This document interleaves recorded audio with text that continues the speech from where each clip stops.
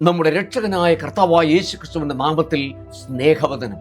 പ്രതിസന്ധികളിൽ പ്രാർത്ഥന അറകൾ ദൈവത്തിന്റെ പരിശീലന കേന്ദ്രം. ഓരോ പ്രതിസന്ധിയും ദൈവത്തിന്റെ പരിശീലന കളരിയാണ്.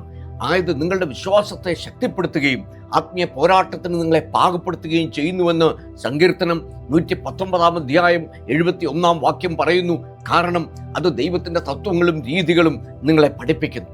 ദൈവിക വെളിപ്പാടുകൾക്ക് അതീതമായ അനുമാനങ്ങളും താരതമ്യങ്ങളും ദൈവം ഉദ്ദേശിച്ച ഫലത്തിൽ എത്താതെ കൊണ്ട് നിങ്ങളെ അജ്ഞരാക്കുന്നു. ദാവീദിന്റെ ചെറുപ്പവും യുദ്ധഭൂമിയിലെ പരിചയക്കുറവും ശൗൽ ഗോലിയാത്തുമായി താരതമ്യം ചെയ്തു.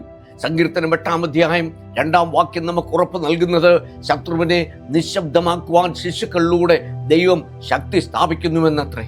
ആയതിനാൽ നിങ്ങൾ പ്രതീക്ഷിക്കുന്ന അവസാനത്തെക്കുറിച്ച് യേശുക്രിസ്തുവിന്റെ നാമത്തിൽ ധൈര്യത്തോടെ സംസാരിക്കുക. നിങ്ങളുടെ എതിരാളിയുമായി നിങ്ങളെ താരതമ്യം ചെയ്യരുത്. നിങ്ങളുടെ കഴിവുകൾ, ശക്തി അല്ലെങ്കിൽ പ്രൊഫഷണലിസം എന്നിവ താരതമ്യം ചെയ്യുന്നത് ദൈവത്തിന്റെ വിശ്വസ്തത തെളിയിക്കാനുള്ള അവസരങ്ങൾ നഷ്ടപ്പെടുത്തുവാൻ ഇടയാക്കും. ദാവീദ് ആത്മശക്തിയിലും പരിശുദ്ധാത്മാവിന്റെ മാർഗനിർദ്ദേശത്തിലും നീങ്ങി. അതേസമയം ശൗൽ സ്വന്തം തന്ത്രങ്ങളിൽ ആശ്രയിച്ചു. ഏതൊരു പ്രതിസന്ധി വാതിൽ മുട്ടുമ്പോഴെല്ലാം ദൈവത്തോട് കൂടുതൽ അടുക്കാനും പരിശീലനത്തിനായി തയ്യാറെടുക്കാനും ദൈവം നിങ്ങളെ വിളിക്കുന്നുവെന്ന് ഓർക്കുക.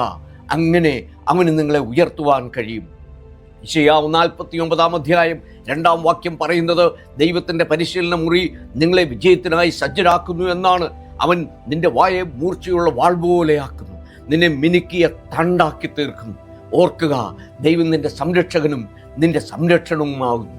നിങ്ങൾ വിചാരിച്ചതിലും കൂടുതൽ ശക്തിയേറിയ വിജയത്തിലേക്ക് അവൻ നിങ്ങളെ നയിക്കുമാറാക്കും. ദൈവം നിങ്ങളെ അനുഗ്രഹിക്കുമാറാകട്ടെ.